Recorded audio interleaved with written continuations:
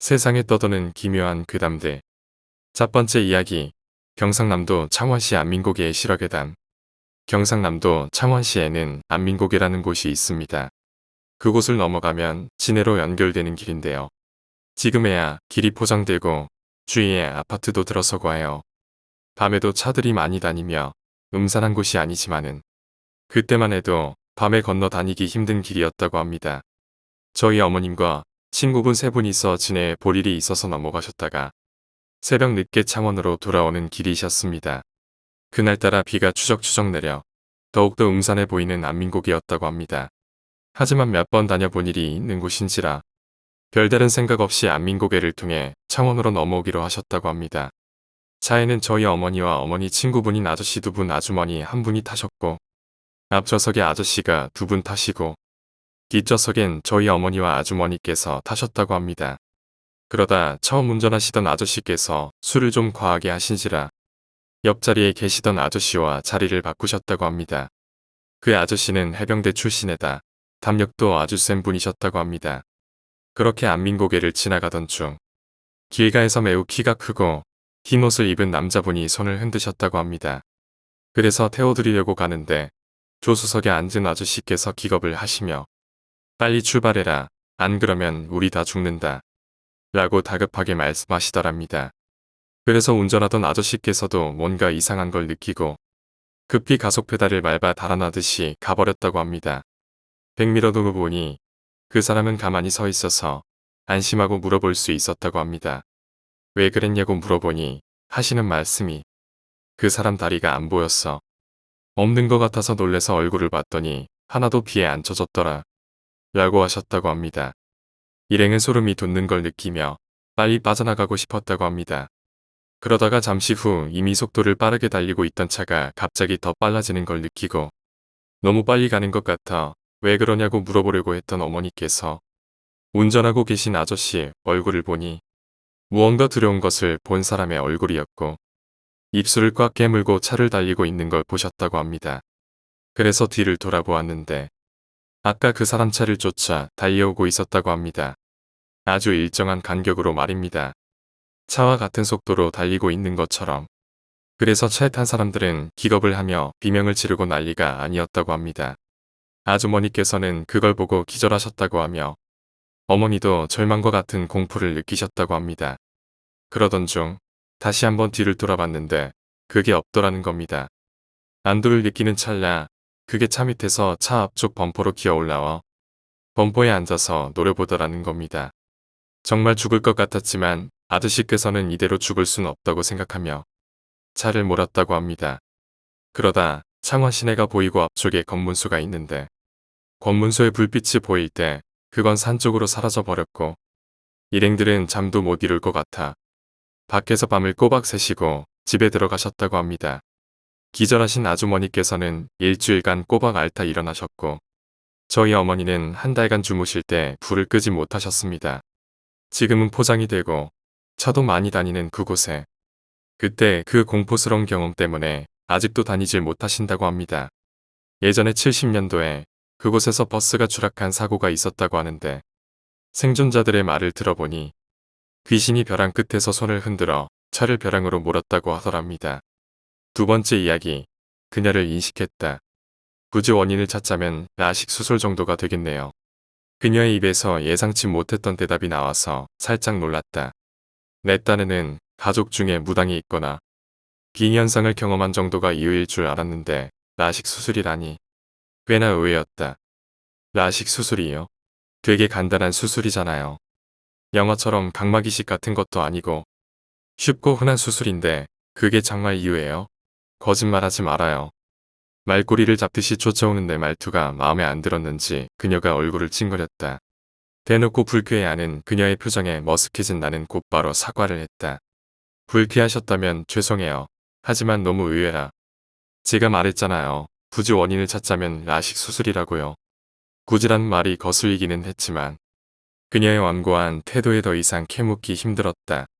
김 빠진 상황에 무안해진 나는 그저 식어버린 커피만 바라봤다. 그렇게 궁금하세요? 예. 네. 커피를 다 마셔버리고 슬슬 대화를 마무리 지으려는데 그녀가 내게 말을 걸었다. 그녀가 처음 질문을 한 것이기에 적잖이 놀라서 멍청한 표정을 지어버렸다. 하지만 그녀는 그런 바보 같은 내 모습을 개의치 않고 말을 이었다. 제가 굳이라는 표현을 붙인 이유는 라식 수술이 계기를 마련해 주었기 때문이에요. 다행스럽게도 그녀는 내가 궁금해하던 것을 정확히 찍어서 설명해 주려 했다. 나는 최대한 경청하는 태도를 보여주기 위해 애썼다. 계기라니요? 주변을 세세히 둘러보는 계기요. 라식 수술을 하기 전까지는 안경이나 렌즈를 사용해도 세상이 흐릿하게 보였죠. 물론 남들도 세상이 흐릿하게 보이는 줄 알았어요. 그런데 라식 수술을 하니까 세상이 확 달라 보이더군요. 또렷하고 선명하게. 그래서 그것들도 보였나요? 그녀는 내 질문에 고개를 가로저었다. 아니요, 봤다는 표현보다는 인식했다는 표현이 좋을 것 같네요. 인식한다고요? 맞아요. 또렷하고 선명히 보이는 세상이 마냥 신기해서 무엇 하나 흘리지 않고 모조리 세세히 관찰했어요. 보도블록 사이에 피어난 꽃부터 사람들의 발에 치여 길바닥을 떠돌아다니는 돌멩이까지요. 물론 저를 스쳐 지나가는 모든 사람들도 관찰했어요. 단순히 잘 보인다는 이유로요. 그러다가 보게, 아니 인식하신 거군요. 하마터면 또 맞다는 표현을 사용할 뻔했다. 맞아요. 계속해서 주변을 세세히 살피다 보니 어느덧 내가 보고 있는 것이 이 세상의 것이 아니라고 인식해버렸죠. 그렇게 인식을 계속하다 보니까 눈앞에 자꾸 나타났어요. 저 이외에 다른 세상의 존재를 인식하는 사람들 중에는 저 같은 경우가 꽤 많아요. 아주 우연히 자기도 모르게 인식하거나 아니면 꼭 인식할 수밖에 없는 경우가 생기거나. 그녀는 비정상적인 이야기를 눈썹 하나 까딱이지 않고 말했다. 솔직히 그녀의 모습 때문에 이야기가 더 무서웠다. 볼 수밖에 없는 경우는 또 뭐예요? 볼 수밖에 없는 경우가 볼 수밖에 없는 경우지 뭐겠어요? 꼭 그들을 봐야 하는 경우. 그나저나 그들이 이 세상의 것이 아니라는 걸 언제부터 확신하셨죠? 분명히 죽은 것이 눈앞에 나타났기 때문이었어요. 마치 자신이 살아있는 것 마냥 행동하더군요. 아무도 인식하지 못하게. 그들은 자신들이 죽었다는 걸 대부분이 모르고 있거든요. 그녀는 그것들의 존재를 처음으로 인식하게 된 사건을 내게 말해주었다. 1. 라식 수술을 한 지 얼마 안 됐을 때일 거예요. 배가 출출해서 간식거리를 좀 사려고 횡단보도를 건너 편의점에 갔죠.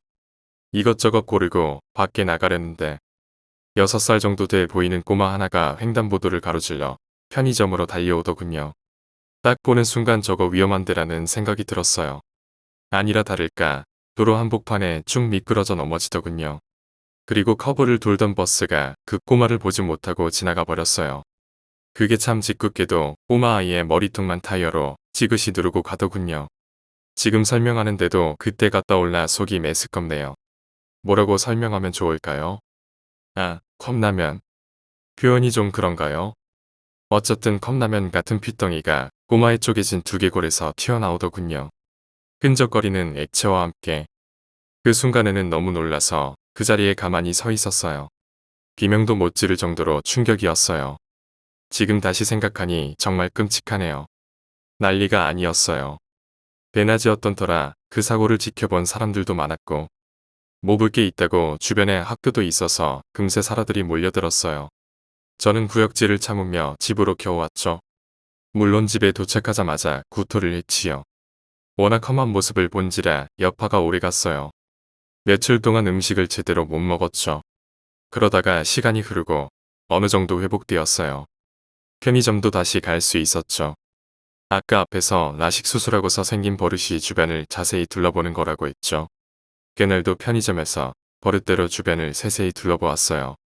잘 팔리지 않는 검의 가격부터 아르바이트생이 쓰고 있는 모자에 쓰인 영업 구들. 그렇게 관찰을 하다가 계산을 하고 밖으로 나가려는데 문손잡이의 유리 아래쪽 부분에 희미하게 뭔가가 비치더군요. 그러려니 넘어갈 수도 있었지만 좀 자세히 보고 싶어져서 허리를 숙여 유리의 아래쪽을 자세히 들여다봤죠. 자세히 바라보니 보이더군요. 조그마한 두 발이. 저는 조심스레 문을 열었어요. 아무것도 없었지요. 하지만 여전히 유리에는 비쳐 있었어요. 한눈에 죽은 그 꼬마라는 걸 알 수가 있었죠. 단지 유리창에 비친 모습이잖아요. 잘못 보신 게 아닐까요? 나의 반문에 그녀가 다시금 얼굴을 찡그렸다. 처음부터 그들의 모든 것을 인식할 수는 없어요. 그들의 존재 인식부터 그리고 서서히 그들의 모습이 눈에 인식되는 거죠. 차근차근. 그게 고의였던, 우연이었던 그것을 계기로 시작이 되는 거죠. 그게 그 꼬마라고 확신할 수도 없잖아요. 나중에 시간이 흐르고 그 꼬마의 모습을 좀 더 자세히 본 후에 확신할 수 있었어요. 어떻게요? 머리를 찾을 수가 없었거든요. 그들은 대체로 그들이 죽기 직전의 모습을 하고 있어요. 그래서 되도록 손목을 긋고 목숨을 끊은 자들이 보기 좋아요. 그런 자들이 대체로 외형이 깨끗하거든요. 아, 그건 그렇고 당신은 왜 이렇게 의심이 많은 거죠? 저를 믿기 때문에 불러낸 것이 아닌가요? 의심할 생각은 아니었는데 죄송합니다. 너무 궁금해서. 그나저나 이제 저를 찾아온 이유를 말씀해 주시죠. 그녀는 날카로운 눈빛으로 나를 쳐다보며 물었다. 솔직히 인터넷에서 당신의 글을 봤을 때부터 쭉 궁금했어요. 진짜로 다른 세계의 존재를 볼 수 있는 사람이 있는지 제 눈으로 직접 확인해 보고 싶었어요. 방송은 전부 짜고 치는 것 같고 인터넷 괴담 같은 건 지어낸 티가 팍팍 나잖아요. 근데 당신 글은 뭔가 달랐어요. 느낌부터가.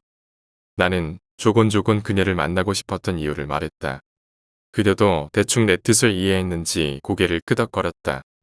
그래서 만족하셨어요? 아니요. 이렇게 듣기만 해서는 만족할 수 없을 것 같아요. 내가 말을 마치자 그녀가 귀찮다는 표정을 지어 보였다. 그럼 어쩔까요? 그녀의 공격적인 말투가 심히 거슬렸다. 저번에 올리신 글 보니까 낮에도 그들이 주변에 돌아다닌다는데 한번 만나봐 주세요. 저도 그들의 존재를 느낄 수 있나 테스트해보고 싶어요. 내 말을 들은 그녀는 한숨을 내쉬었다. 그러고는 가느다란 손가락으로 머리를 쓰다듬었다. 꼭 그래야겠어요. 네, 당신의 능력을 확인해보고도 싶고요. 나가죠. 말과 동시에 그녀는 일어서서 나갔다. 무심코 내뱉어버린 의심이 고스란히 담긴 내 말이 마음에 들지 않은 모양이었다. 반대편 커피잔을 보니 커피도 그대로였다. 내 앞에 텅 빈 커피잔과는 너무 상반되어 보였다. 너무 의심하는 티를 냈나? 괜한 생각에 머리를 긁적이고는 반대편 커피가 아까워 그대로 원샷 해버렸다. 그러자 종업원 하나가 나를 이상한 눈으로 쳐다봤다.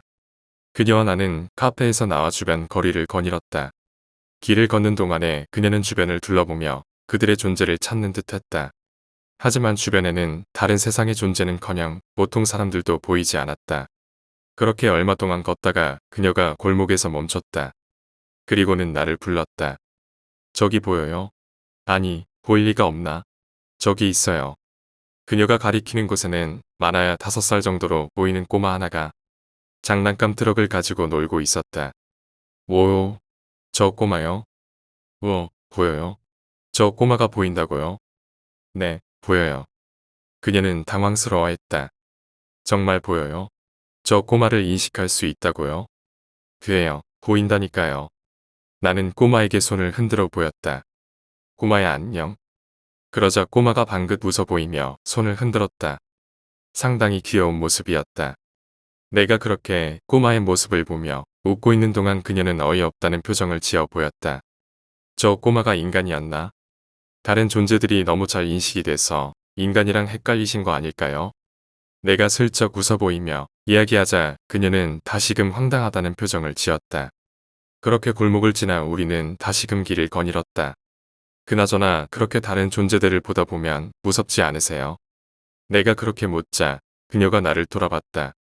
정말 무서웠어요. 죽고 싶을 만큼. 정말 무서운 건 그들도 내 존재를 서서히 인식한다는 거예요. 그녀의 표정에서 확실히 두려움이 나타났다. 그도 그럴 것이 남들과 다른 무언가를 본다는 것만으로 상당히 고통스러울 것이 틀림없었다. 지금은 괜찮네요. 괜찮아요. 어느 순간 갑자기 괜찮아졌어요.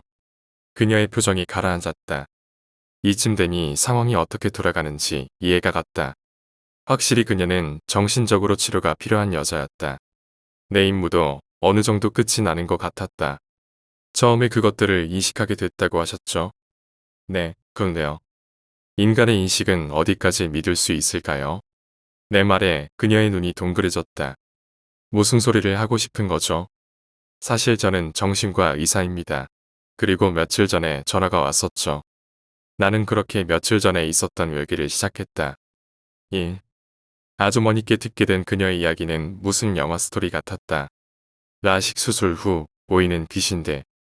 무슨 각막 이식도 아니고 고작 라식 수술 가지고 귀신이 보인다니. 그게 사실이라면 도대체 몇 명이 귀신을 봐야 하는 건지. 하지만 막상 뚜껑을 열어보자 그녀의 상황은 꽤나 심각했다. 다른 세상의 존재에 대한 두려움 때문에 제대로 잠들지 못했고, 그녀가 인터넷에 올린 경험담을 보면 진짜 귀신을 보는 것처럼 보일 정도였다. 그래서 나는 그녀에 대해 철저히 조사했다. 그리고 오늘 그녀를 직접 만나보고 이야기를 들어본 결과 그녀의 증상이 정신질환 그 이상도 이하도 아니라는 것을 알게 되었다. 내 생각은 이렇다. 우연히 끔찍한 교통사고를 목격했고 그 정신적 충격 때문에 환각장애를 일으켰다. 거기다가 그녀 스스로 귀신을 인식할 수 있다는 착각이 그녀의 정신질환을 악화시킨 것이다. 그녀 스스로 보통 인간들을 귀신이라고 멋대로 인식해버리는 것이다. 아까 그 꼬마처럼. 역시 매번 드는 생각이지만 인간의 인식은 맹신할 만한 것이 못 된다. 내 말을 들은 그녀는 믿을 수 없다는 표정을 지어 보였다. 대부분의 정신질환 환자가 그렇다. 자신의 정신이 이상하다고는 생각하지 않는다. 자신의 인식에 대한 어리석은 믿음 때문에. 순간 주머니에 있던 핸드폰이 울렸다. 여보세요? 목소리를 들어보니 이 환자의 어머니였다. 네, 지금 만나서. 선생님, 어쩌죠? 아주머니의 목소리가 떨려왔다. 낌새가 이상했다. 저희 딸이 오늘 자살을. 전화가 끊어졌다. 내가 끊었는지 아주머니가 끊었는지는 확실히 모르겠지만 그녀가 나를 이상하다는 듯이 바라봤다. 그러더니 자신의 손목을 들어 보였다. 나도 모르게 그녀를 인식해버렸다. 그리고 그녀에게 인식되어 버렸다. 역시 매번 드는 생각이지만 인간의 인식은 맹신할 만한 것이 못 된다. 세 번째 이야기, 노래방 실화괴담. 오랜만에 휴가를 나왔다는 친구의 선임분에 결혼하신 이모님이 노래방을 하신다고 합니다.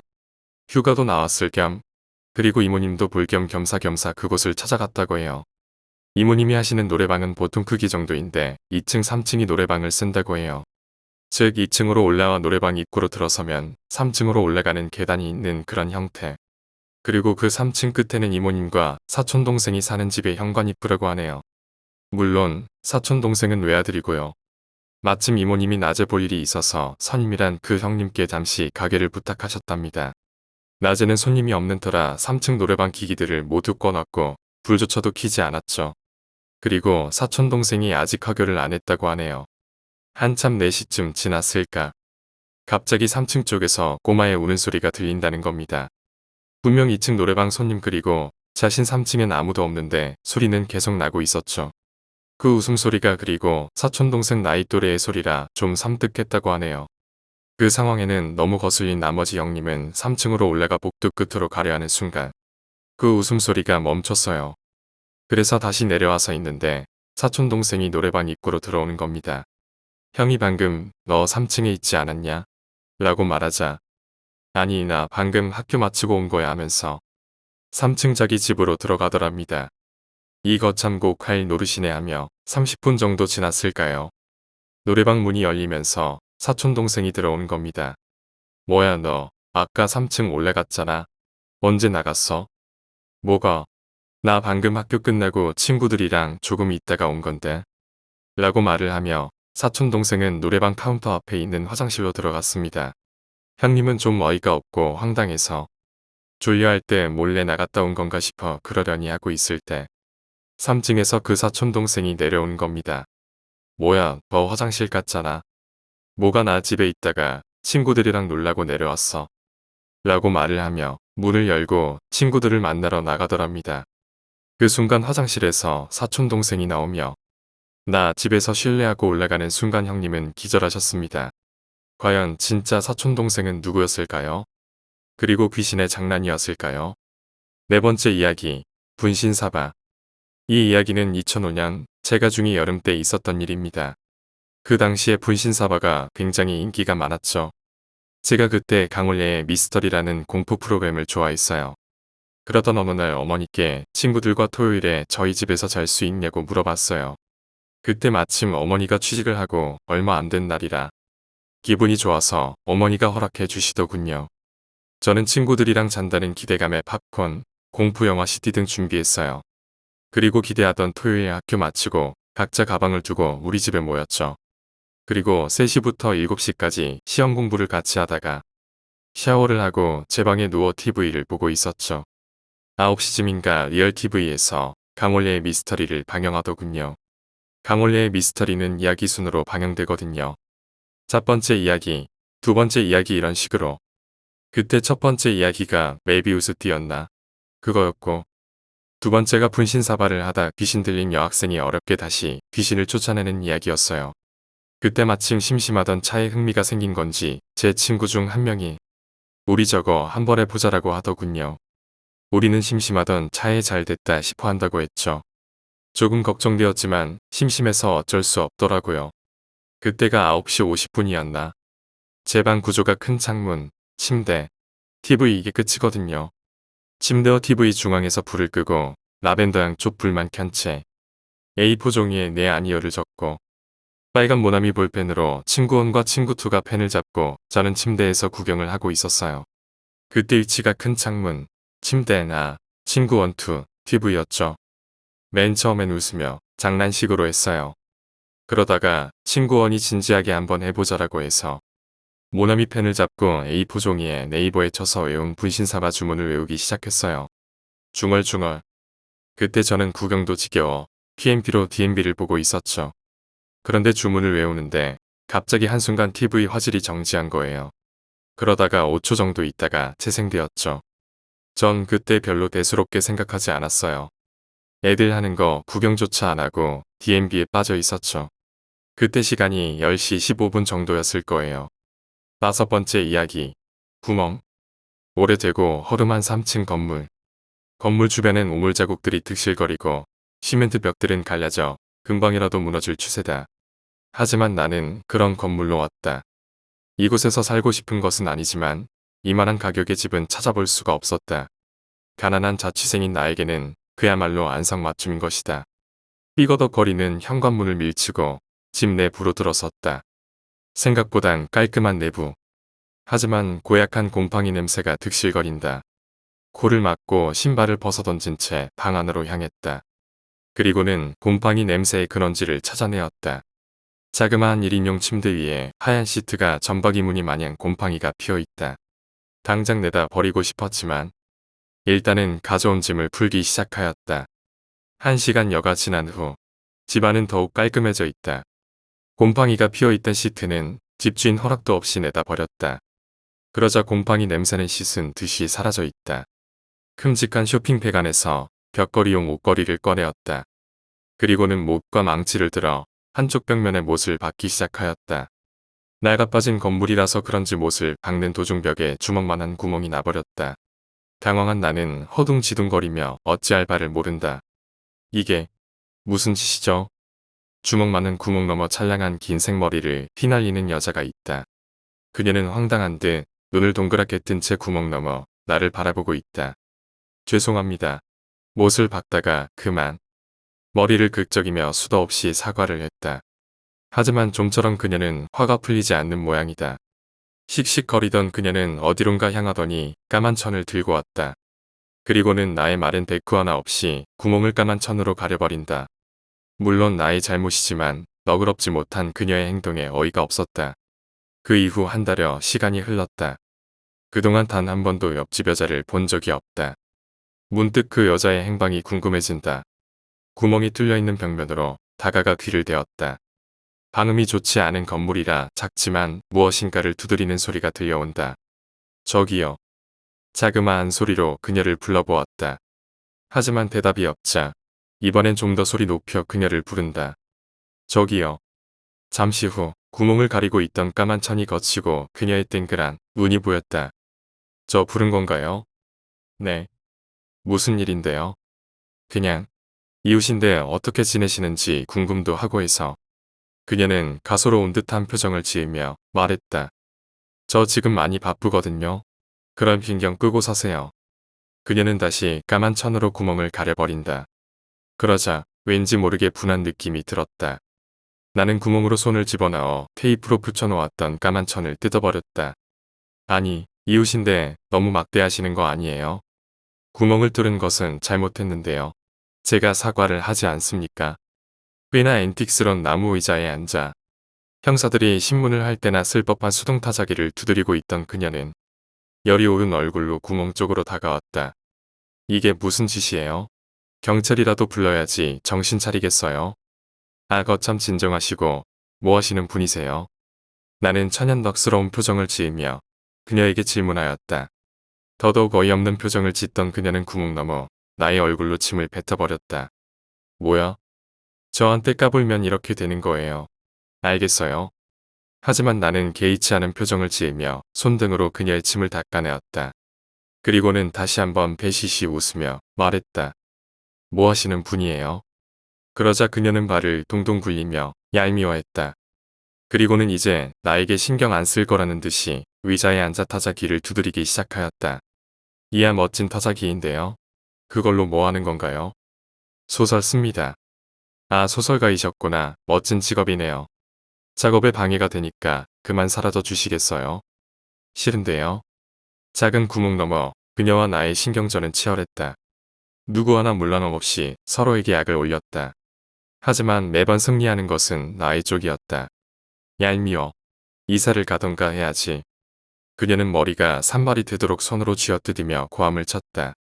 나는 그녀의 그런 모습이 점점 귀엽게만 느껴진다. 얼굴도 저만하면 반반한 게 손색이 없을 정도이다. 나는 점점 그녀의 툭툭 튀는 매력에 빠져들고 있었다. 잠에서 깨어나 졸린 눈을 비비며 구멍으로 다가갔다. 손쉽게 천을 뜯어버리고는 그녀를 불렀다. 그러자 그녀도 방금 잠에서 깨어났는지 초췌한 꼴로 다가온다. 하지만 그 모습이 나에게는 이쁘기만 하다. 그녀도 어느새 나에게 정이 들었는지 방금 미소를 지어준다. 고작 주먹만한 작은 구멍이지만 우리가 서로에게 마음을 주기에는 충분한 넓이였나 보다. 그나저나 성함이 어떻게 되세요? 이양순이라고 해요. 앤틱한 그녀의 집안 풍경과 어울리게 그녀의 이름 또한 앤틱하다. 구멍이 뚫린 지도 벌써 2달이 되어가네요. 그러게요. 이렇게 멀쩡한 새 집에 구멍이 나고 별일이 다 있네요. 새 집, 의아했지만 별스럽지 않게 넘겼다. 그런데 전부터 물어보고 싶었던 게 있었어요. 뭐죠? 저런 앤틱 가구들은 어디서 구한 거죠? 참으로 이쁘네요. 앤틱, 그게 뭐죠? 아니에요. 구멍 너머 화기애애한 웃음소리가 퍼져나간다. 그녀는 이미 7가지의 작품을 낸 프로 소설가였다. 그런 그녀가 문득 궁금해진다. 곧바로 인터넷을 켜고 그녀의 이름 3글자를 검색해보았다. 그러자 그녀에 관한 내용들이 페이지에 떴고 그 중에서 한눈에 들어오는 글귀가 있었다. 이름 이양순 소설가. 출생 사망 1910년 7월 14일에서 1934년 6월 22일. 작품 구멍 이후에 사망. 유명작 보릿고개 시작 구멍둥의 다수. 사망 1934년. 동명이인일 거란 생각을 가졌지만 그녀가 나에게 가르쳐 주었던 보릿고개와 시작이란 작품. 너무나도 생생히 떠올랐다. 그리고 구멍이라는 제목의 작품. 혹시나 하는 생각에 곧바로 도서관으로 향했다. 오래된 작품이지만 아직 잘 보관되어 있는 구멍이라는 제목의 책. 그것을 들고 집으로 향했다. 집에 도착한 뒤 곧바로 책을 펼쳐들어 정신없이 읽어본다. 요란한 소리와 함께 한쪽 벽면에 주먹 많은 구멍이 뚫렸다. 남자는 어찌해야 할지 몰라 허둥지둥하였고 여자는 놀란 눈을 동그랗게 뜨며 구멍 너머 남자를 바라본다. 이게 뭐야? 도대체 어찌 된 일이야? 남자는 정신없이 여자에게 고개를 숙이며 사과를 한다. 하지만 화가 머리끝까지 난 여자는 계속해서 남자를 나무란다. 이럴 리가 없어. 무언가가 잘못된 거야. 여자와 남자는 구멍 넘어 사랑을 주고받는다. 구멍의 크기는 작지만 그들이 사랑을 나누기에는 충분한 크기였다. 반 정도 읽었을 무렵 믿을 수 없는 사실에 몸부림을 쳤다. 구멍이란 제목의 책의 남자 주인공이 바로 나다. 믿을 수 없지만 내가 겪었던 모든 일들이 그 책에 담겨 있다. 곧바로 구멍으로 다가간다. 천을 떼어버리자 열심히 자판을 두드리는 그녀가 보였다. 그녀는 구멍 넘어 나를 보더니 아름다운 미소를 내비쳐 보인다. 무슨 일이세요? 혹시 지금 쓰고 계시는 작품의 제목이 뭐죠? 아, 이거요. 요 근래 쓰기 시작한 건데 구멍이라는 작품이에요. 당신과 나에 관한 소설을 적어보고 싶어졌거든요. 뜨거운 눈물이 볼을 타고 흘러내린다. 그런 나의 모습에 놀란 그녀가 다가온다. 왜 그러세요? 무슨 일 있어요? 지금이 혹시 몇 년도죠? 예, 1934년도잖아요. 그래요. 점점 더 굵은 눈물방울이 흘러내린다. 얼굴 전체가 축축하게 젖어버린다. 도대체 왜 그러세요? 무슨 일이신데 이러시냐고요? 향수 씨. 네. 지금부터 내가 하는 말. 잘 들어요. 그녀에게 모든 것을 말하였다. 그녀는 잠깐의 놀란 기색을 보였지만 이내 평온한 미소를 지어 보였다. 소설을 쓰다 보니까 소설 같은 일을 겪어보네요. 아무 말도 할 수 없었다. 그녀의 죽음을 안다. 그녀도 이제 자신의 죽음을 안다. 믿을 수 없지만 현실이다. 그녀는 구멍이라는 작품을 마지막으로 죽어야만 하는 운명이었다. 그래도 당신 때문에 억울하게 죽진 않겠네요. 고마워요. 또다시 눈물이 흘러내린다. 그녀의 평온한 표정을 보니 더더욱 슬픔이 밀려왔다. 어찌도 저렇게 평온한 것일까? 자신의 죽음을 알게 되었는데도 말이다. 자신의 운명을 받아들이는 그녀의 모습이 애처롭기 그지없었다. 제가 매일 틱틱하게 굴어서 죄송했어요. 사실 제 마음은 그렇지 않았는데 당신에게 악감정 따윈 하나도 없었는데 왜 그랬을까요? 사실은 당신을 사랑하는데 구멍농무 당신을 하루라도 보지 않으면 미칠 것만 같았는데 왜 그랬을까요? 그녀의 평온한 표정이 점점 일그러져 갔다. 이것이 운명인가 봐요. 잔인한 하지만 어쩔 수 없는 그런 운명인가 봐요. 아니에요. 우린 분명히 만날 수 있을 거예요. 제발 희망을 버리지 마요. 향순 씨. 자그마치 80년이란 세월의 차이예요. 그것을 어떻게 극복할 수 있겠나요? 그녀는 천천히 구멍에서 멀어져만 갔다. 저 멀리 만날 수 없는 곳으로 떠날 것만 같은 표정을 지으며 정말이지 고마웠어요. 당신 덕분에 내 생애 최고의 작품을 만들 수 있을 것만 같아요. 그리고 하나만 기억해요. 정말로 사랑했었다는 것을. 그녀가 사라졌다. 구멍 너머 그 어디를 살펴보아도 그녀는 없다. 운명을 받아들인 그녀는 나를 떠나가 버렸다. 나는 미친 듯이 문을 박차고 나가 그녀의 집 문을 잡아당겼다. 하지만 굳게 잠긴 문은 열리지 않았다. 하지만 포기하지 않고 문을 힘껏 발로 차기 시작하였다. 점점 찌그러지던 낡은 문은 이내 떨어져 나갔다. 집 안으로 들어서자 구멍 너머로 볼 때와는 전혀 다른 신문 쪼가리들만 날아다니는 공간이 펼쳐졌다. 그리고는 절망하였다. 그녀를 만날 수가 없다. 이제 더 이상 그녀를 볼 수 없단 생각에 절망하였다. 그 이후에도 나는 포기하지 않았다. 이미 가능하지 않는 일이 내 눈앞에서 펼쳐졌다. 구멍을 넘어 시간을 초월한 공간. 그리고 그녀. 그렇기에 이미 죽은 그녀를 만날 수 있는 방법이 있지 않을까 고민하였다. 하지만 그것은 미친 짓일 뿐이었다. 산 사람이 죽은 사람을 만난다는 것은 말도 안 되는 일이다. 죽은 사람, 산 사람, 그녀를 만날 수 있는 방법을 찾아내었다. 그것은 바로 죽음. 산 사람이 죽은 사람을 볼 수 없다면 내가 죽은 사람이 되어버리면 되는 것이다. 굳은 결심을 하였다. 나를 믿고 기다려준 나의 가족. 그들을 생각하면 고개를 도리도리하며 망설이게 된다. 하지만 그녀를 만나야 한다. 내가 그녀를 왜 이렇게 사랑하게 된 것일까? 나의 전부를 포기해서라도 가지고 싶어질 정도로 분명 나 자신이 한심하단 것을 알고 있다. 하지만 그녀를 만나야만 한다. 이대로 그녀를 보내고 나서는 제대로 된 삶을 살 수조차 없을 것만 같았다. 그리고는 끝내 낡아 빠진 방 안에 목을 매달은 나의 시체가 대롱대롱 달려 있었다.